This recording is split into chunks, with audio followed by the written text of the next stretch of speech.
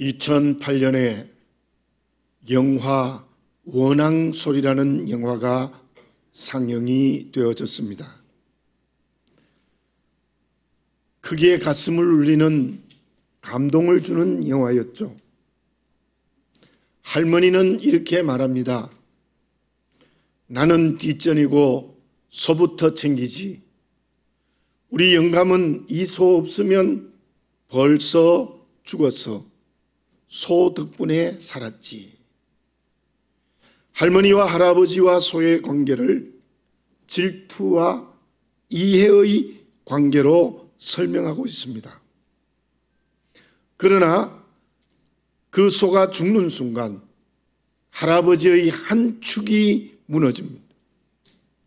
그 순간 할아버지는 정신적인 죽음을 맞이하게 되고 그때 원앙 소리가 멈추고 상여 소리가 납니다. 이 영화는 해외로 수출이 되어졌습니다. 그때의 영어 제목이 올드 파트너입니다. 할아버지와 할머니와 소는 30년이라는 긴 시간을 함께 했습니다. 운명 공동체였던 것이죠. 사람은 그처럼 그 누구도 혼자 살 수 없습니다. 혼자일 때도 어쩌면 혼자가 아닙니다. 언제나 누군가 함께하며 살아가는 것이죠. 그렇다면 믿음의 길을 걸어가는 우리들은 누구와 함께하고 무엇이 우리의 운명 공동체입니까? 한 축은 교회 공동체입니다. 교회 공동체가 없는 내 믿음은 있을 수 없습니다. 또 하나는 성령입니다. 교회와 성령이 없으면 우리는 믿음으로 살 수 없습니다. 언제나 교회 공동체와 함께하고 있기 때문에 믿음의 길을 제대로 갈 수 있으며 하나님의 영이며 주님의 영인 성령이 함께함으로 말미암아 우리는 생명의 길을 걸어갈 수 있는 것입니다. 교회 공동체가 없다면, 만약 무교회주의자들처럼 되었다면, 성령이 없으면 믿음의 길을 걸어가는 것이 아닙니다. 우리의 한 축은 언제나 교회 공동체가 한 축이고 또 하나의 한 축은 성령이 한 축인 그 둘은 믿음의 길을 가는 우리의 운명 공동체입니다.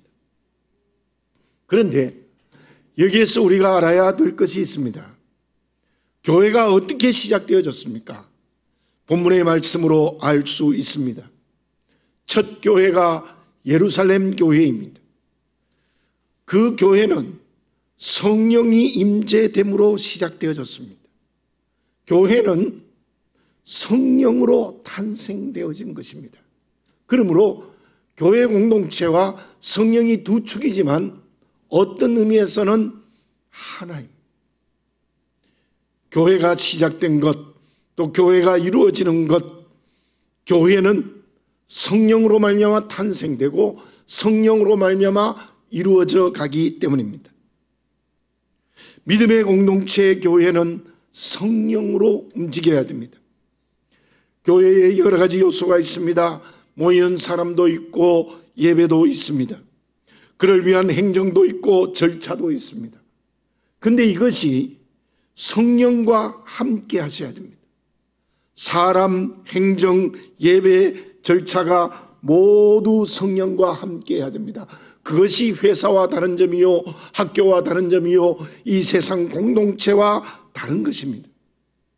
성령이 계시지 않는 사람, 예배, 행정, 절차가 되면 안 된다는 것입니다. 여기에서 우리가 다시 한번 분명히 해야 되는 것은 교회의 탄생이 성령으로 이루어졌고 교회는 오직 성령으로 움직여야 된다는 것입니다. 교회에 임재하시는 성령은 여러 가지 역할을 합니다. 가르치시고 위로하십니다. 책망을 하시기도 하고 회개하게 하시기도 합니다. 그리고 또 하나 중요한 역할이 무엇입니까?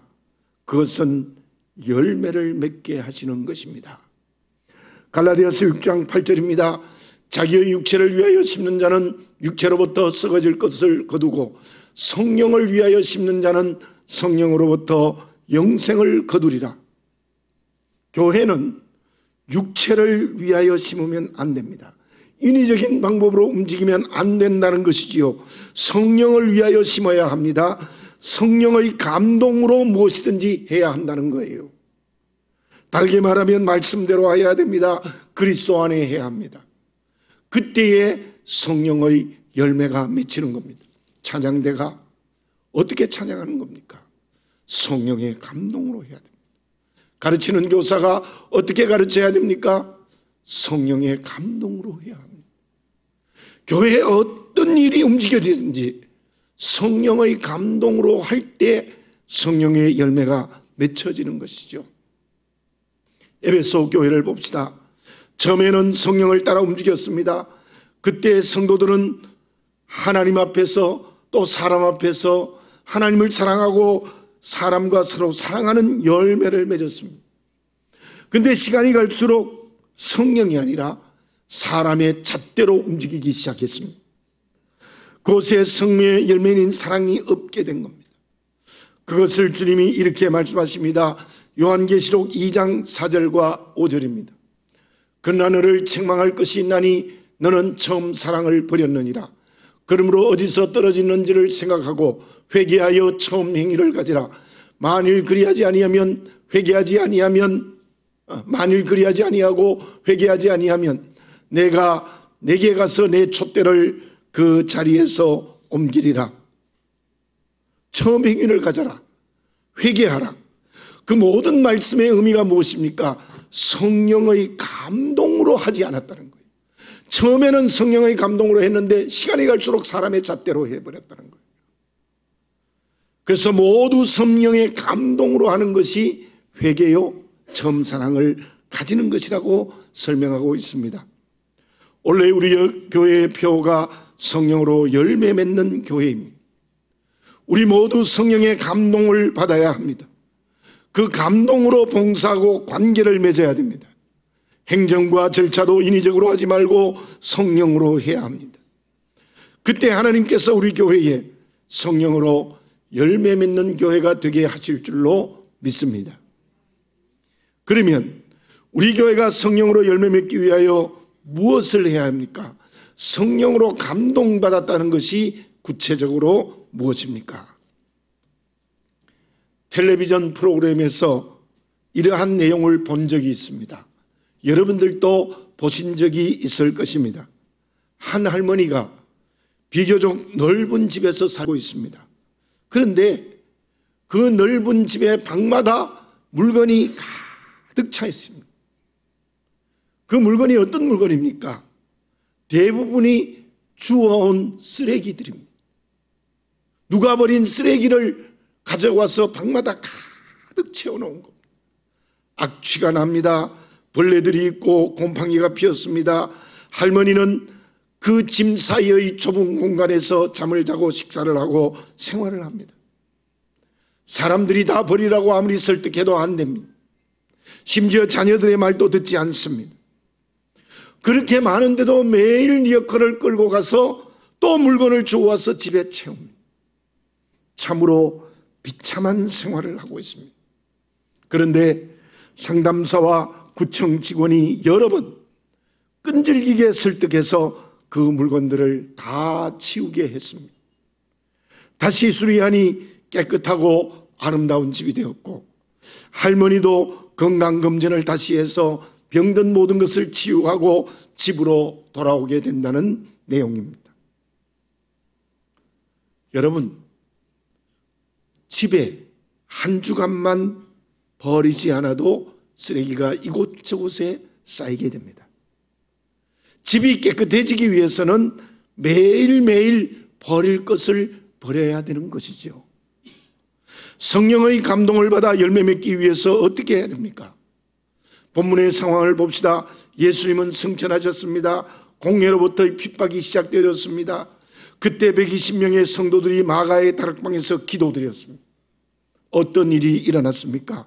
1절, 2절, 3절을 봉독해 드립니다. 오순절 날이 이미 이름에 그들이 다 같이 한 곳에 모였더니 호련히 하늘로부터 급하고 강한 바람 같은 소리가 있어 그들이 앉은 온 집에 가득하며 마치 불의 혀같이 갈라지는 것들이 그들에게 보여 각 사람 위에 하나씩 임하여 있더니 마침 그때 오순절이 되었고 120명이 마가의 다락방에 함께 모였습니다. 그때 하늘로부터 급하고 강한 바람 같은 소리가 그들이 앉은 집에 가득 찼습니다. 마치 불의 혀같이 갈라진 것들을 그들이 보게 되어졌습니다. 각 사람 위에 하나씩 임하였습니다. 성령이 임하여졌던 거죠. 4절을 봉독해 드립니다.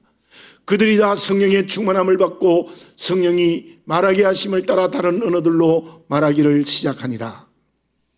그때 120명 모두 한 사람도 빠짐없이 다 성령의 충만함을 받았고 성령의 말하게 하심을 따라 다른 언어로 말하는 방언의 은사를 받게 되어졌습니다. 우리가 여기서 먼저 보고 믿어야 될 것이 있습니다. 성령으로 열매 맺는 것은 사람의 능력으로 안 됩니다. 물질의 힘으로도 안 됩니다. 세상의 힘이나 다른 어떤 힘으로도 안 됩니다. 오직 성령의 능력으로만 가능하다는 것입니다. 그렇다면 본문의 성령의 역사는 어떤 의미가 있습니까? 성령은 어떻게 역사하시기에 열매 맺습니까? 급하고 강한 바람 같은 소리는 광야의 열풍입니다. 그 열풍이 지나가면 모든 나무들이 뿌리채 뽑힙니다. 모든 집들이 무너집니다. 오늘로 말하면 강한 태풍이나 토네이도 같은 것입니다. 불의 혀같이 갈라진다는 것은 그 불이 크게 활활 타오르는 모습입니다. 그 불은 무엇인지 다 태울 수 있습니다. 예루살렘 교회가 탄생된 것은 성령이 강하게 역사하여 무너지고 태워지고 버려지는 역사로 시작이 되어졌다는 것입니다. 누가 성령으로 열매 맺습니까? 어떤 교회가 성령으로 열매 맺을 수 있습니까? 무엇보다도 먼저 하나님과의 관계입니다. 그때 120명의 제자들과 성도들에게는 두려움이 있었습니다. 주님이 승천하셔서 계시지 않습니다. 그에 대한 두려움으로 떨고 있었습니다. 특히 공의의 핍박이 심했습니다. 실제로 재산을 몰수당하거나 감옥에 가거나 심지어 죽을 수도 있었습니다. 두려워하지 않을 수 없었죠. 두려움에 떨었습니다. 그리고 앞으로 어떻게 해야 될지 몰라 절망했습니다. 그 두려움과 절망은 하나님과의 관계를 소통할 수 없는 큰 장애였습니다. 그때 성령이 열풍과 같이 타는 불로 임재했다는 겁니다. 무슨 뜻입니까? 두려움을 온전히 버려야 한다는 것입니다. 도리어 강하고 담대해져야 합니다. 절망에서 자유해야 한다는 것입니다. 도리어 소망이 넘쳐야 된다는 것입니다. 예루살렘 교회의 탄생은 성령으로 버릴 것을 할머니 집에 쓰레기를 버리듯이 온전히 버릴 때 시작되어졌습니다. 두려움과 절망을 온전히 버렸습니다. 그것은 성령의 감동으로 이루어진 것입니다. 우리 교회가 원래 어떻게 하면 성령으로 열매 맺을 수 있겠습니까? 나부터 시작해야 됩니다. 그리고 우리 모두가 그렇게 되어져야 합니다. 하나님과의 관계가 닫혀 있지 않습니까? 막혀 있지 않습니까? 그 이유가 무엇입니까? 죄 때문입니다. 절망 때문입니다. 두려움 때문입니다. 불신 때문입니다. 우리가 다 성령의 감동을 입어야 합니다. 성령으로 충만해져야 됩니다. 다시 에베소 5장 18절을 봉독해 드립니다. 술 취하지 말라. 이는 방탕한 것이니 오직 성령으로 충만함을 받으라. 우리가 세속에 취하지 않고 성령 충만함을 받으면 그때 죄와 절망이 무너지고 버려지게 되는 역사가 반드시 이루어진다는 것입니다. 두려움과 불신도 태워버려야 됩니다. 그러므로 하나님 앞에서 자녀의 자리를 지킬 때 하나님과의 관계가 열리고 소통하게 되는 것이지요. 도리어 어떤 교회 공동체가 되어야 합니까? 하나님의 말씀을 순종하는 의롭다 인정함을 받는 길을 걸어가야 합니다. 천국과 내일 주실 하나님의 은혜를 소망해야 됩니다. 두려움이 아니라 강하고 담대한 용기 있는 그리스도인이 되어야 합니다. 하나님의 은혜를 분명하게 믿는 믿음의 그릇이 되어야 합니다. 그때 우리 교회가 성령으로 풍성한 열매를 맺는 교회가 될 수 있을 줄로 믿습니다. 라오디게아 교회를 봅시다. 핍박도 없습니다. 두려움도 없는 교회입니다. 그런데 영적으로 죽었습니다. 하나님과의 관계가 닫혔습니다. 그것을 주님은 어떻게 말씀하셨습니까? 요한계시록 3장 17절입니다. 내가 말하기를 나는 부자라 부유하여 부정한 것이 없다 하나 내 공고한 것과 가련한 것과 가난한 것과 눈먼 것과 벌거벗은 것을 알지 못하는도다. 실제적으로 라오디게아 교회는 대부분의 교인들이 부자였습니다. 그러므로 교회도 자연적으로 부자입니다. 많은 교우들이 모이는 큰 교회입니다. 근데 영이 어떻게 되어졌습니까? 공고하고 가련하고 가난하고 눈멀었으며 벌거벗었다는 겁니다. 무슨 말입니까? 하나님과의 관계가 닫혀버렸습니다. 성령으로 감동되거나 성령이 충만하지 못했습니다. 그 교회는 성령으로 열매 맺을 수 없었습니다. 빌라델비아 교회는 어떻습니까? 요한계시록 3장 8절입니다. 볼지어다 내가 내 앞에 열린 문을 두었으되 능히 닫을 사람이 없으리라. 내가 내 행위를 아노니 내가 작은 능력을 가지고서도 내 말을 지키며 내 이름을 배반하지 아니하였도다. 이 교회는 라오디게아 교회와 반대입니다. 핍박이 심해요. 교인들이 얼마 모이지 않습니다. 교인들이 가난합니다. 그런데 그들이 성령이 충만하여 하나님의 이름을 배반하지 않고 말씀을 순종했습니다. 그래서 열린 문을 두었다. 하나님과 활짝 열렸다는 겁니다. 실로 빌라델비아 교회는 작은 능력으로도 성령의 열매를 가득 맺은 교회였습니다. 원래 우리 모두 성령의 충만함을 받읍시다. 그 길은 성령으로 버릴 것을 버리고 채울 것을 채우는 것입니다. 그러므로 하나님의 자녀가 되어 언제나 하나님과 활짝 열려 소통하는 하나님의 자녀의 관계의 자리에 있어야 될 줄로 믿습니다. 그때 성령의 열매를 가득 맺게 될 줄 믿습니다. 그러면 성령의 충만함으로 하나님과의 관계가 열려 열매를 맺는다면 또 하나의 변화가 일어나야 합니다. 아니, 자연적으로 변화가 일어납니다. 그것이 무엇입니까? 공자님의 가르침을 보면 지향하는 모습은 군자입니다. 그런데 가르침의 중심은 어질 인자를 쓴 인입니다. 그 뜻이 무엇입니까? 사람과 사람의 관계를 바르게 해야 된다는 것입니다. 한문의 인의 뜻 자체가 두 사람과의 관계를 말하고 있습니다. 그곳에서 오륜이 나왔습니다. 상강도 마찬가지입니다만 오륜이 나왔습니다. 부자유친, 아버지와 아들은 친함이 있어야 한다. 군신유의, 임금과 신하는 의리가 있어야 한다. 부부유별, 남편과 아내는 구별이 있어야 한다. 장유유서, 어른과 아이는 순서가 있어야 한다. 부모유신, 친구 사이에는 믿음이 있어야 된다. 그 모든 뜻은 사람과 사람과의 관계가 바르게 되어야 한다는 내용이지 않습니까? 예루살렘 교회의 탄생은 성령으로 하나님과의 관계가 열림으로 시작되어졌습니다. 그 성령의 역사에 어떤 변화가 일어났습니까? 그때 베드로가 말씀을 증거하게 됩니다. 예수님이 주와 그리스도이심을 증거합니다. 어떤 일이 일어났습니까? 37절과 38절을 봉독해 드립니다. 그들이 이 말을 듣고 마음에 찔려 베드로와 다른 사도들에게 물어 이르되 형제들아 우리가 어찌할꼬 하거늘 베드로가 이르되 너희가 회개하여 각각 예수 그리스도의 이름으로 세례를 받고 죄의 사함을 받으라. 그리하면 성령의 선물을 받으리니. 회개를 촉구하는 말씀을 증거했습니다. 말씀을 듣는 사람들이 어떤 말을 합니까? 우리가 어찌할꼬 하며 그들이 회개하기 시작했습니다.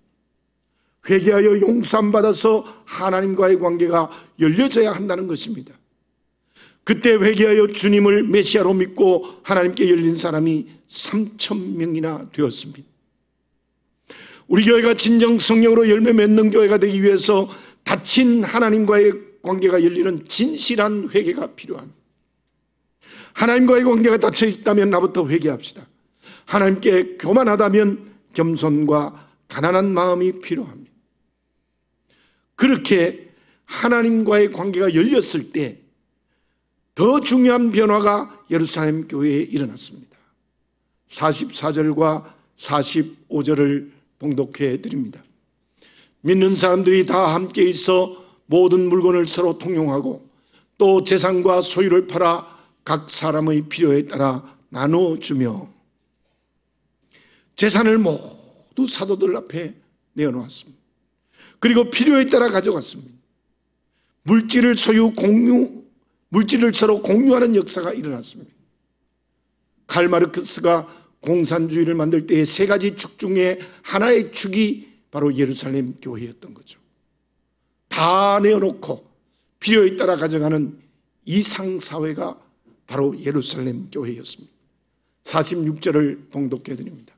날마다 마음을 같이하여 성전에 모이기를 힘쓰고 집에서 떡을 떼며 기쁨과 순전한 마음으로 음식을 먹고 모두가 다 마음을 같이 했습니다. 함께 떡을 떼었습니다. 기쁨과 순전한 마음으로 함께 했습니다. 어떤 변화가 일어난 것입니까?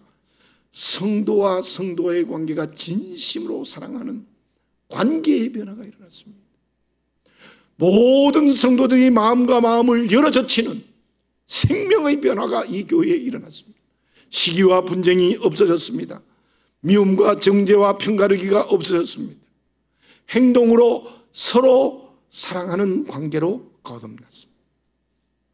성령의 역사는 하나님과의 관계를 여는 것입니다. 그때 반드시 따라오는 변화가 무엇인가 하면 모든 사람과의 관계가 사랑의 관계로 열리는 것입니다. 나는 하나님과의 관계가 열렸다. 하나님과 소통한다. 나는 은사를 받아서 하나님 관계가 직통 계시를 받았다. 그러면서 사람 관계가 엉망입니다.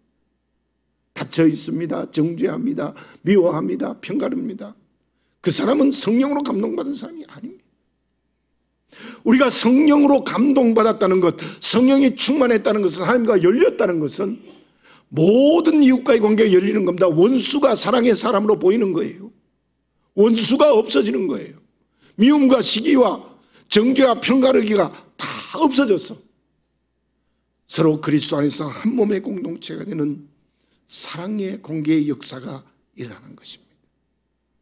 우리 교회가 성령으로 열매 맺는 교회가 되기 위해서 나와 너의 관계가 사랑으로 열려야 될 줄로 믿습니다. 그때 열매가 맺힙니다. 성도와 성도의 관계가 닫히면 열매 맺을 수 없습니다. 그것을 구체적으로 말씀드리면 가장 먼저 성도와 성도의 관계가 온전히 사랑으로 열려야 합니다. 서로 반목하고 미워하면 안 됩니다. 도리어 나와 다른 성도를 이해하고 사랑해야 됩니다. 그것이 십자가 정신입니다. 특히 정죄하면 안 됩니다. 나의 잣대로 다른 사람을 판단하면 안 됩니다. 성령은 사람과 사람을 하나 되게 하는 영입니다. 공자님이 두 사람과의 관계가 열려야 된다, 발라야 된다. 그걸 훨씬 넘어서는 정말 성령으로 그리스도의 한 몸이 되는 그런 영입니다. 우리가 참으로 하나님과의 관계가 열려 성령이 충만하다면 오늘 이 말씀을 듣는 우리 모두가 모든 성도와의 관계를 온전히 열어젖히는 사랑과 생명의 관계로 거듭나는 역사가 일어나시기 바랍니다. 또 하나는 믿지 않는 이웃과의 관계입니다. 우리는 믿지 않는 사람과 만날 수밖에 없습니다. 우리는 많은 경우에 믿지 않는 이웃과 함께 한다고도 볼 수 있습니다. 그때 사랑의 모범을 보여야 합니다. 지금 나에게 교회나 세상의 이웃과의 관계에 어려움이 있습니까? 이해해야 합니다. 용서해야 합니다. 사랑해야 합니다. 그것이 내 힘으로만 결코 안 됩니다. 성령의 감동을 받아야 합니다. 성령의 감동으로 관계의 변화를 경험하시기 바라겠습니다. 그때 우리 교회가 원래 성령으로 열매 맺는 교회가 되는 성령의 역사가 일어나게 될 줄로 믿습니다. 아무리 코로나19가 기승을 부려도 온갖 세속적인 방법, 세상적인 방법들이 우리 교회를 핍박한다 할지라도 이 하나님과 이웃과의 관계가 성도와 성도가 소통되어지면 성령께서 이때 더욱더 큰 많은 풍성한 성령의 열매를 맺게 해 주실 줄로 믿습니다. 고린도 교회를 봅시다. 겉으로는 믿음이 좋아 보이는 교회입니다. 그런데 성도 간의 관계가 깨어져 버렸습니다. 바울파, 아볼로파, 게바파, 그리스도파 4개의 파벌을 만들고 있습니다. 성령의 은사인 방언과 예언, 병곤치는 은사를 서로 자기 것이 최고라고 자랑하고 받지 못한 사람을 정죄합니다. 바울이 강하게 그것들을 책망한 편지가 고린도전서입니다. 그러한 교회는 성령으로 열매 맺을 수 없습니다. 서머나 교회는 어떻습니까? 요한계시록 2장 9절 상반절입니다.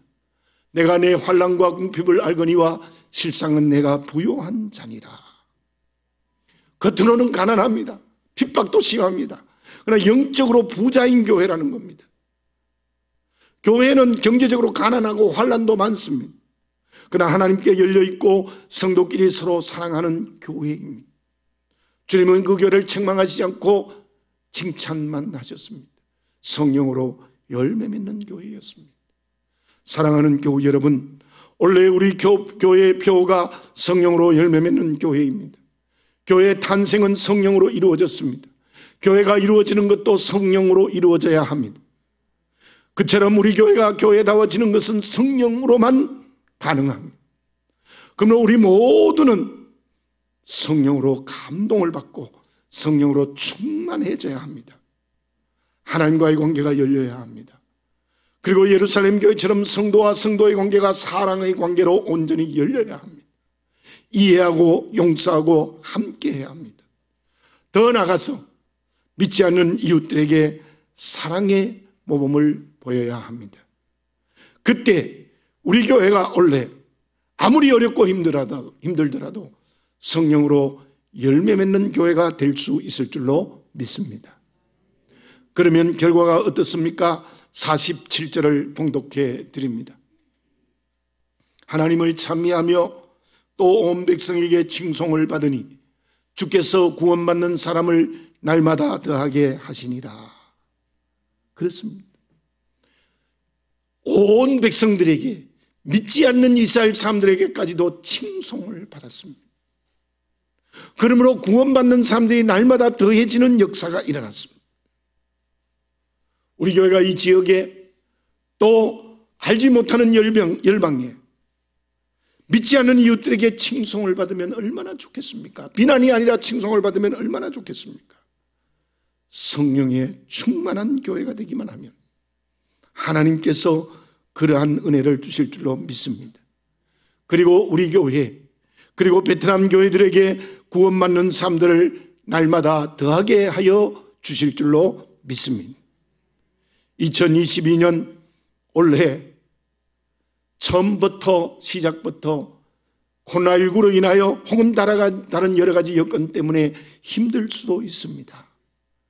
그러나 이때 우리가 성령으로 충만한 교회, 성령으로 충만한 내가 되면 성령께서 풍성한 열매를 맺어주실 줄로 믿습니다. 그래야 교회가 성장하고 성숙해질 줄 믿습니다. 저와 여러분, 원래 우리 교회가 성령으로 열매 맺는 교회가 됩시다. 한 사람의 구경꾼도 없이 함께 이 일에 동참할 때 하나님이 기뻐하시는 그리스도인과 하나님이 좋아하시는 교회가 될 수 있을 줄로 믿습니다. 기도드리겠습니다.